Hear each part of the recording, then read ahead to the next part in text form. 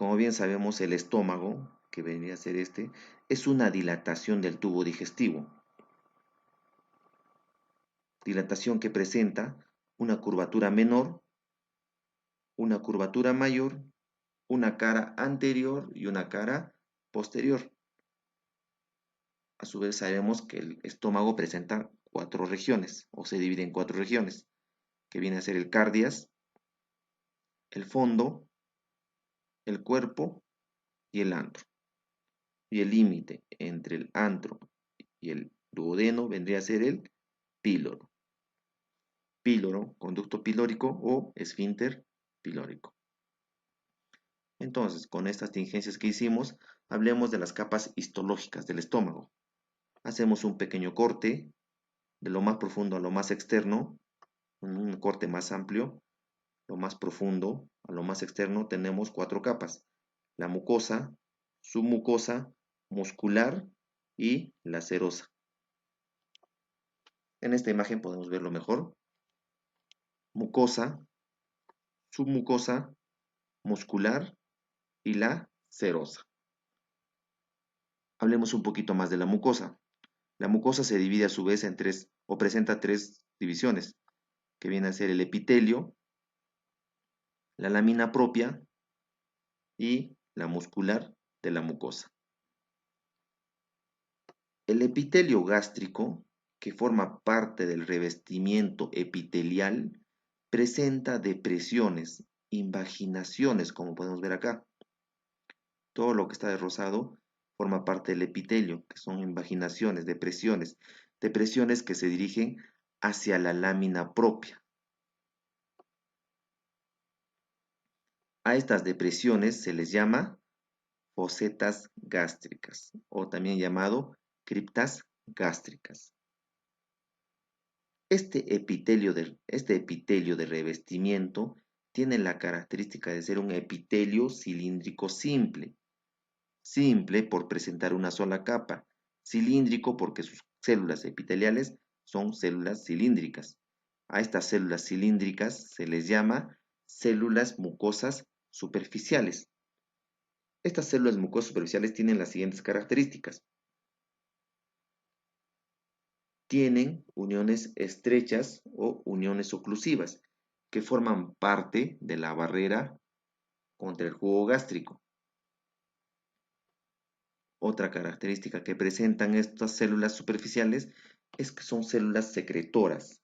Secretan moco alcalino insoluble, que también forman parte de la barrera.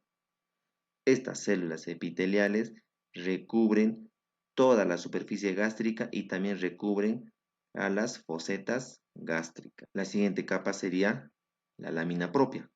La lámina propia es un tejido conjuntivo que contiene vasos sanguíneos, estos vasos sanguíneos, que contiene vasos linfáticos y también contiene el tejido linfoide.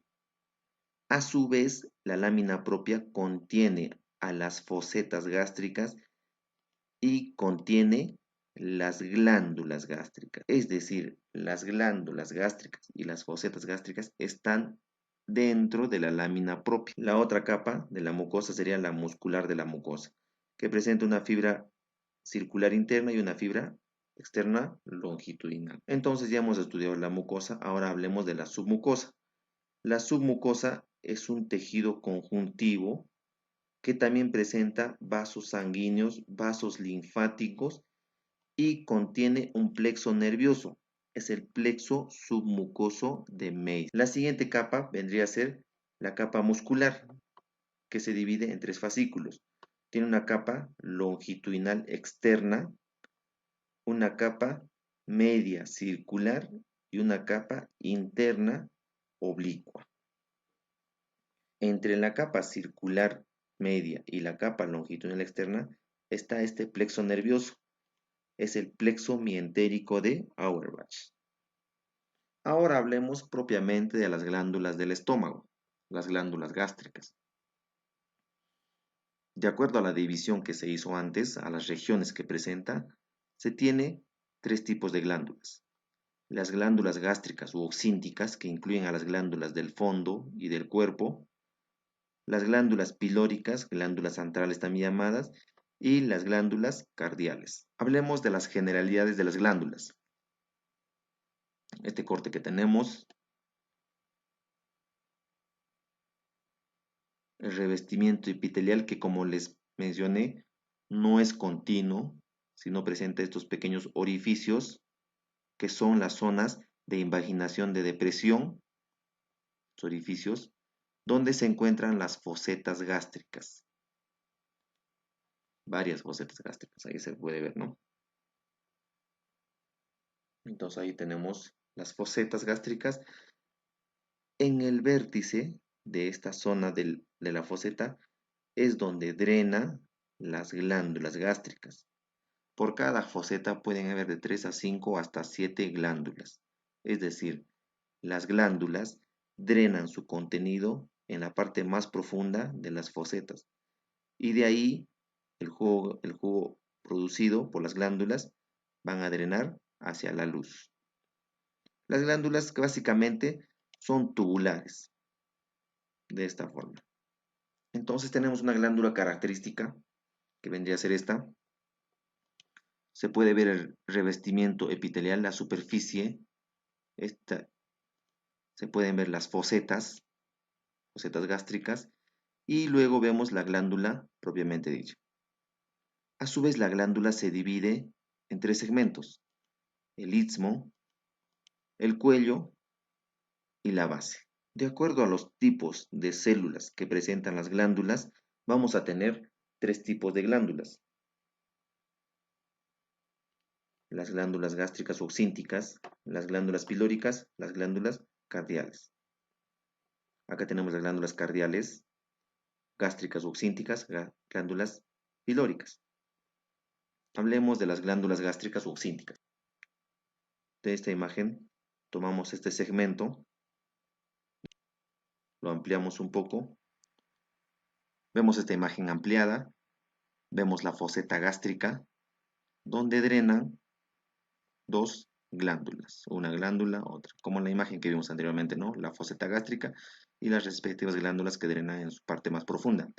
Tomamos esta glándula para aprender mejor.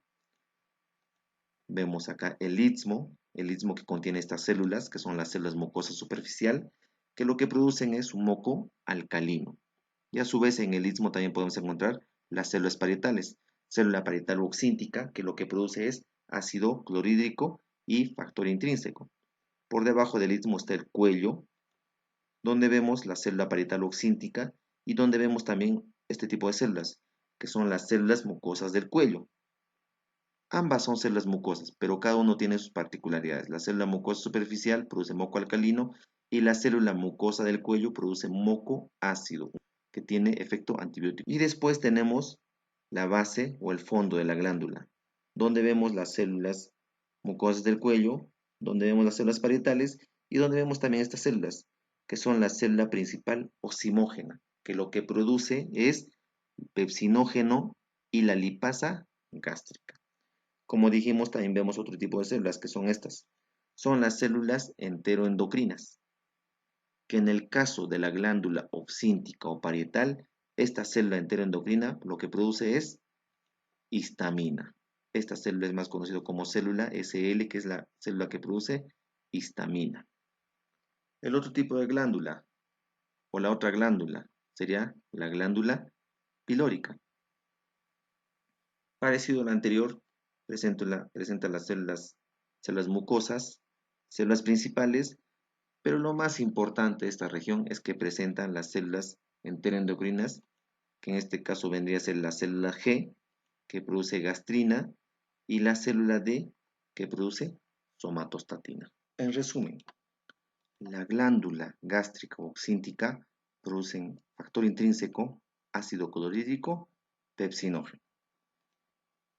Y la glándula o las glándulas pilóricas producen principalmente moco, gastrina a través de las células G y somatostatina a través de las células D.